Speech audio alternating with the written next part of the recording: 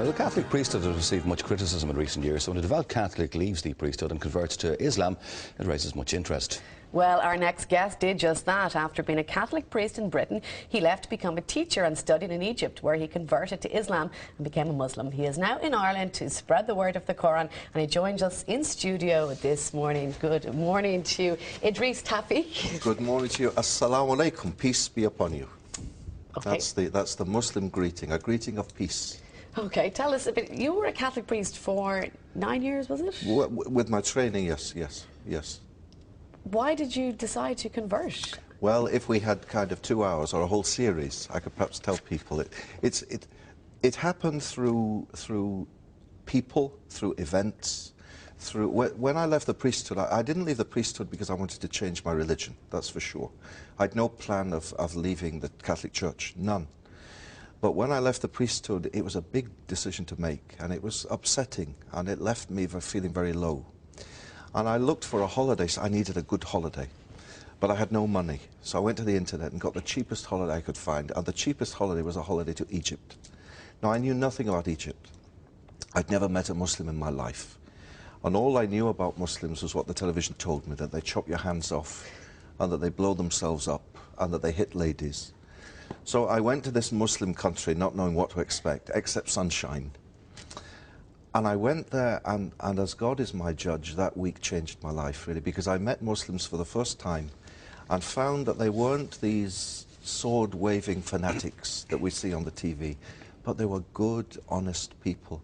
And like Irish people, Muslim people, you know, they go out to work in the morning to put food on the table for their kids to eat. They pray. They're ordinary people with a religious dimension very much. And so, for example, I'll give you an example of one Muslim I met. I met a little boy, and I talk about him in every talk I give. And this little boy was selling bananas on the street. And he'd no shoe, just little plastic flip-flops, and a very old, tired gown, you know. And he greeted me the first morning. He said, Assalamu alaikum, peace be upon you, with a big smile on his face. And I learned each day from my hotel, walking past him, to say Zayak. Zayak in Arabic means, how are you, how are you doing? And he'd reply, Alhamdulillah, praise be to God. And that week, it touched my heart. I didn't learn much about Islam, but I learned for sure that Muslims weren't what I was being told back home. And then a long journey, of perhaps a year started, of meeting. I got a job teaching. You know, I needed work. I had no work. So I got a job in a school in London. So your holiday, you came back. I came back. You still felt strongly. Still, I still had no plan to change my religion. I was perfectly happy being Catholic. And in fact, in all the talks I give, you know, I've been giving talks this week in Ireland, I always start my talks by saying, if anyone's come here tonight to hear me criticise the Church or the Pope or Christianity, you've come to the wrong talk. Why did you leave the priesthood, though? What made that decision after 8 years there as a priest? Okay, well, the job, I liked the job.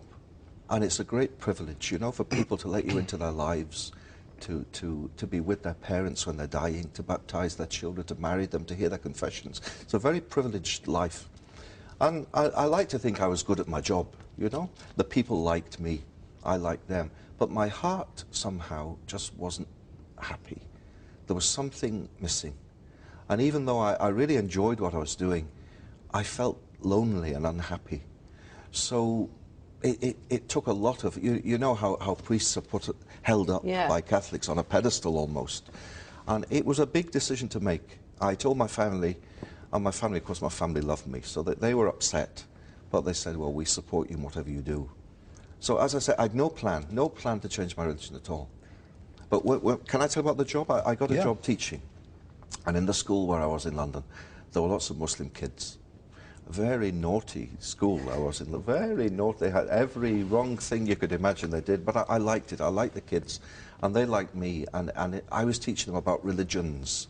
All my life I taught, as a De La Salle brother, I taught about the Catholic faith. Well, for the first time I was in a state school teaching about Islam, Judaism, all the religions. Well, I didn't know much about them, so every night I had to get the books out and read, you know. And the more I read, and the more I read, and the more I liked what I read about Islam. And the kids in school were having their effect on me. Ramadan came, you know, the holy month of Ramadan, of fasting. And they came to me and they said, sir, it's Ramadan and we've got nowhere to pray. and your room is the only room in the school with a carpet. You know, you could call it a coincidence. Yeah. They need a carpet to pray. Can we pray in your room? So I said, of course you can pray in my room. So but I said, but I have to ask the headmaster first. So I went to the head and I said, these boys, Muslim boys, would like to pray in my classroom. Is it okay? He said, fine, but you have to sit at the back, because knowing these kids, they could steal the carpet. You know? So I sat at the back for the whole month of Ramadan. And for the first few days, I just marked my books and prepared my lessons and paid no attention. Then as the days went by, I'd look at, oh, they're doing this now. Oh, they're doing this now. And I secretly went to the internet and I learnt the prayers in Arabic they were saying. It was a slow process. Very slow process. And it is a lovely religion, and there is a lot of peace, and there is a lot of love espoused. Yeah. But how do you reconcile and equate that with the fact that there are hundreds of thousands of fundamentalists who go to the other extreme, and there is no give and take? It is do it our way, or we'll kill you. Okay, well, the way I'd answer that would be that this island of Ireland is no stranger to extremism and fanaticism done in the name of so-called religion. And the things that happened in the north in this island bore no relation to the message of Christianity, of love and peace. Well, in the same way, things are happening in the world. You know, the other day there was a thing on the TV, and it said that this young girl, this Christian girl in Afghanistan, had been killed because she's Christian.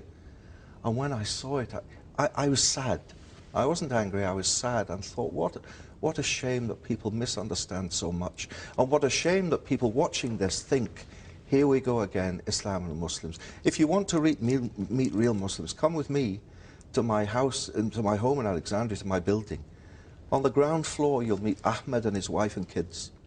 On the next floor, Mahmoud and his wife and kids. On the next floor, Sharif. Ordinary people who pray, no hand grenade in their pockets, you know, no suicide belt. Yeah. Yeah. It is very much a religion of peace, but unfortunately, people who shout loudest get hurt, make news. Yeah. That makes news. A little old lady teaching her granddaughter how to recite the Quran doesn't make headlines. Doesn't make the news. What type of reaction do you get, though, from Irish people? I mean, you give speeches in Ireland. What type of reaction do you get? I mean, I've had a lovely reaction this week. Do you know? Can I mention Jerry Ryan's show? Of course you can, yeah, last Friday, I was on the Jerry Ryan show, and a lady phoned in, and she said, "I'd like to ask a question." She said, "Has Idris Tawfiq come to Ireland to convert the whole of Ireland to Islam?" And I said, "My dear, I haven't come here to convert anyone to anything. I've come for two reasons. One, I've come to encourage the Muslim community to be good Muslims. And two, I've come to encourage tolerance and dialogue and understanding between Muslims and those who aren't." So after that radio show, the first thing I did after praying at Clonskeagh Mosque was we went and we met the Anglican Archbishop of Dublin to say, "Assalamu alaikum to you, sir. Christians and Muslims are friends. We have so much in common. We want to work together as people of faith." While I've been here, I've met the mayors of the Lord Mayor of Dublin, the Lord Mayor of Cork. He gave me this little lapel pin, which I promised to wear for the show today in Cork City. The Mayor of Limerick, the Mayor of Galway yesterday. And telling them, through meeting them, telling them that Muslims in Ireland want to be part of this Irish society they live in. And hopefully it'll work, and hopefully everyone will assimilate change some and opinions. society can come together. Inshallah, as we say, God willing. Thank you very much, Idris. Pleasure meeting you this morning. Thank you very much indeed.